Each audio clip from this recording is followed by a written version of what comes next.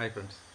സത്യം പറഞ്ഞാൽ നമുക്കൊന്നും ഒരിക്കലും രക്ഷപ്പെടാൻ പറ്റില്ല കേട്ടോ. കാര്യം എന്ന് പറഞ്ഞാൽ ഒന്നാമത് സാധനങ്ങളുടെയൊക്കെ വിലക്കയറ്റം. ഞാൻ ഇന്ന് കുറച്ച് സാധനങ്ങൾ മേടിച്ചിട്ടാ, അത് ഞാൻ കാണിച്ചുതരാം. 2 തേങ്ങ മേടിച്ചത് 110 രൂപ കേട്ടാ. രണ്ട് തേങ്ങ 110 രൂപ. 5 മുട്ട 37 രൂപ. പാല് 29 രൂപ. പിന്നെ പിള്ളേർക്ക് ബൂസ്റ്റ് 2 ബിസ്ക്കറ്റ് എല്ലാം 30 രൂപ കേട്ടോ. ചപ്പാത്തി 40 രൂപ. 2 ബാഗ് മേടിച്ചിട്ടാണ് 30 രൂപ.